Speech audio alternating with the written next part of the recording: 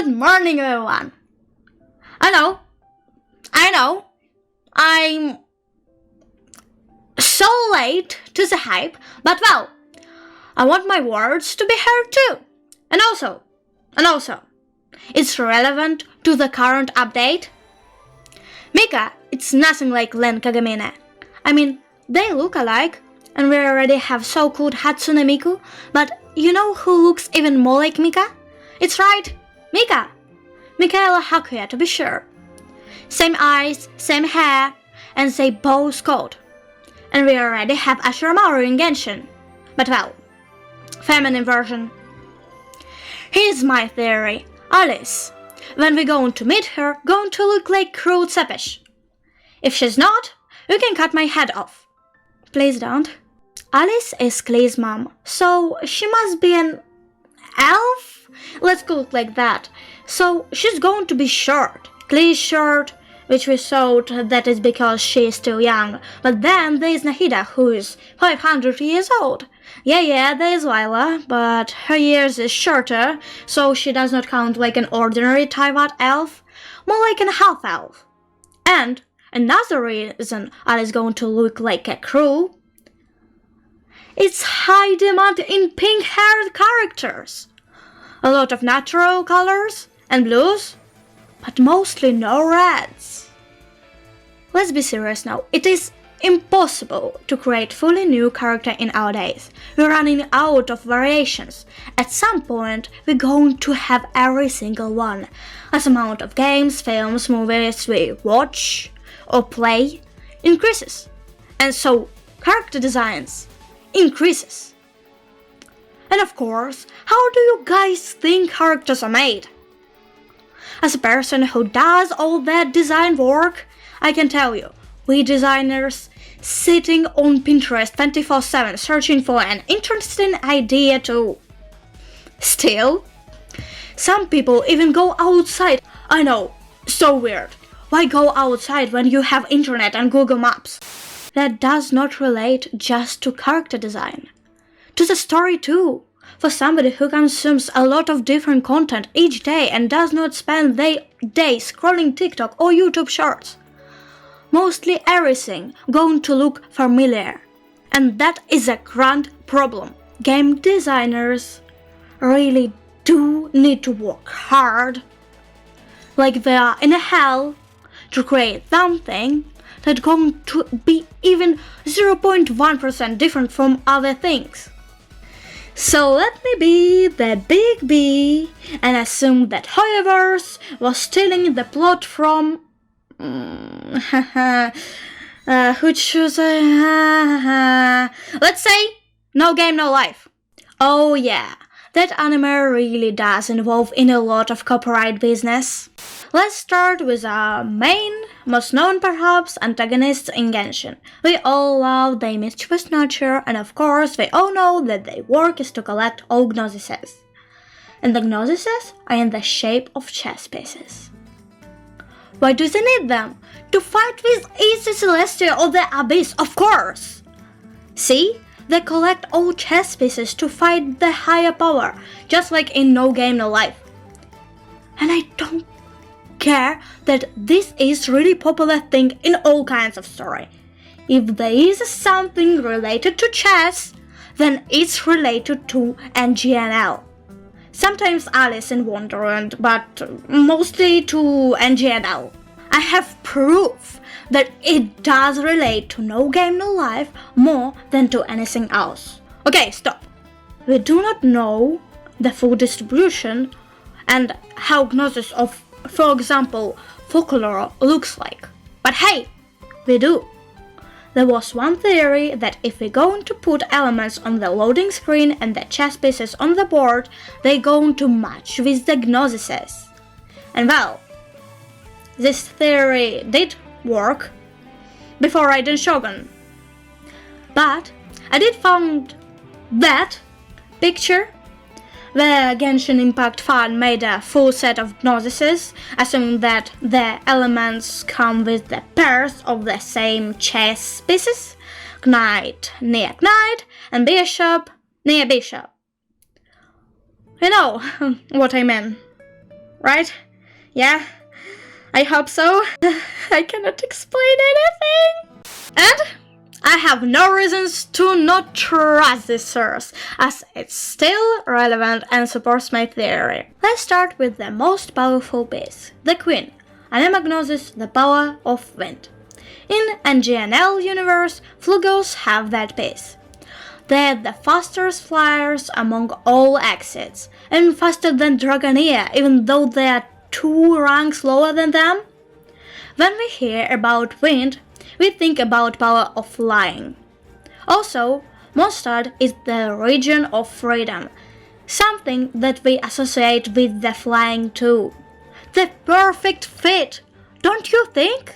Then we have the best, because I decided so, chess piece, the knight, hydro and pyro elements. Let's just zoom on hydro for now. All 2 races that have knights in No Game No Life live in water. Is originally or was forced to. Another similarity is Fontaine, the nation of justice, or in other words, the jail for the guilty ones, as we can understand from the title of Fontaine chapter, The Masquerade of Guilty.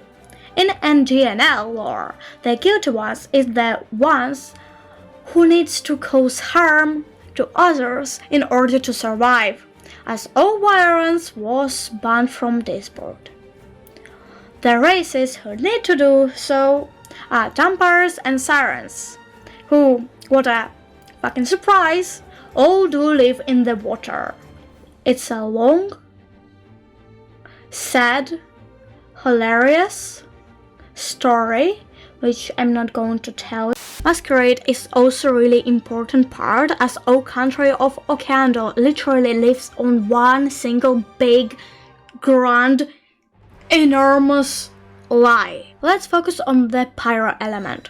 There is no connection, you might think. Well, there is. You might, of course, say there is just 2 knights and all of them connected to hydro, which is opposite to pyro, but don't you remember my words? I said origin or story matches with the gnosis. There is another really popular Genshin theory that the powers of the Archons matches to the slimes. Venti can fly on the air, Chun-Li creates shields, Raiden Shogun strikes with lightnings. But then there is extension to the theory. Not just powers, but also the lore matches too. Raiden Shogun, or perhaps A, has a twin. Same as these 2 Electro slimes, Nahida hides her real form. The bubble trope can have relation to court, as Folklore is a god of justice, and Pyro might have an anger issues.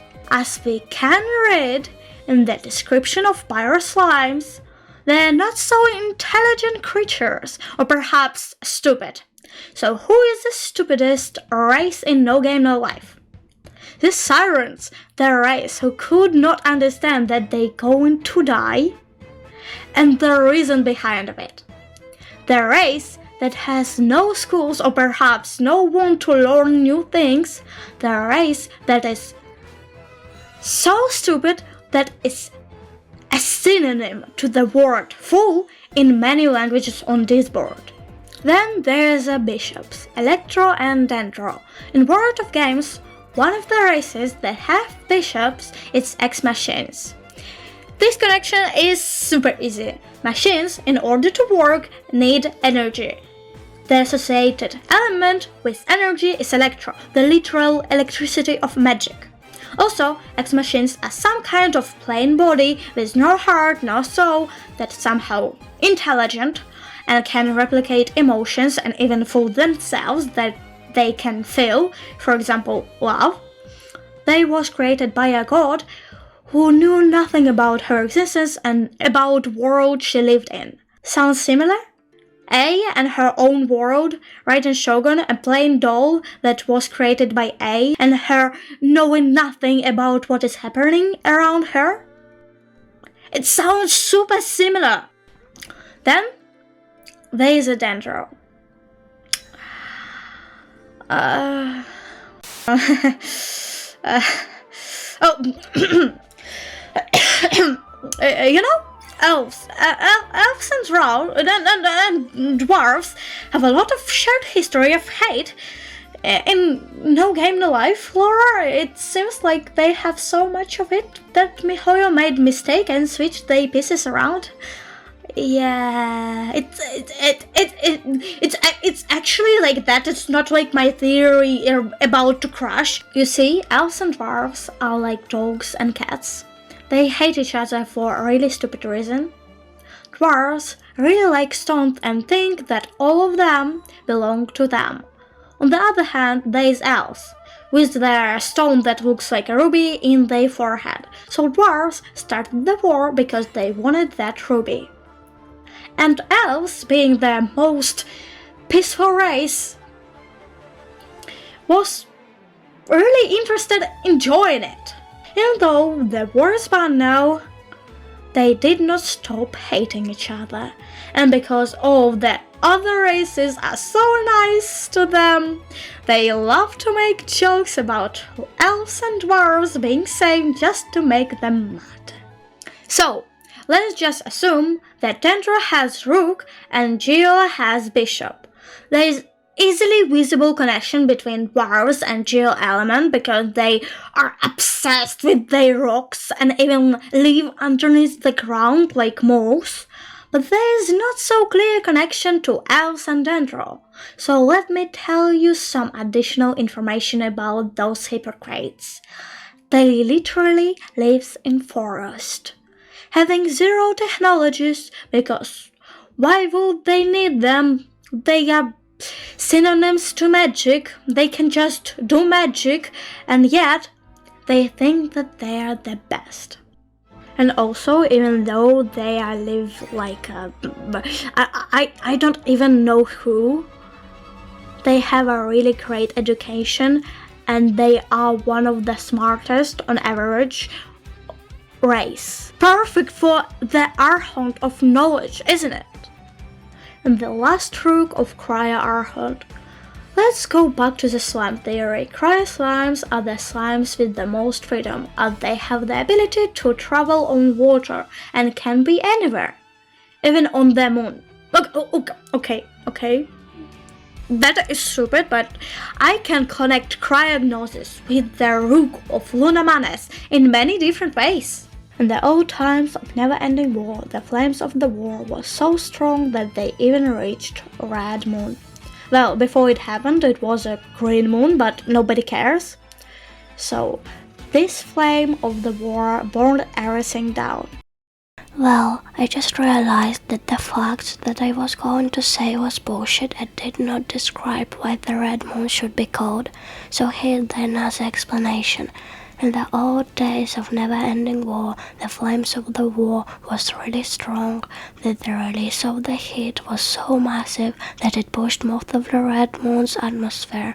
Because of that, the heat can escape it easier and so faster, and do not warm the planet enough. So on the red moon, there is really cold, as there is in Snezhnaya. So, should you blame hoverers or game designers in general for stealing something? No, you should not. It's just absurd. It's normal creating process to be inspired by something, and there's billions of things that look similar to each other. I know that most content creators was just joking, but being accused in stealing something for a creator, even as a joke, is a really big deal. And some people did not understood that this was a joke, and I know people in person who thought MiHoYo was stealing characters. And so this is the end. Thank you for watching and listening to my nonsense. I hope you had a great laugh and fun, of course. If you want more theories, please ask for it. I can make either normal theories or most absurd ones. Just ask for it. Thank you. Goodbye.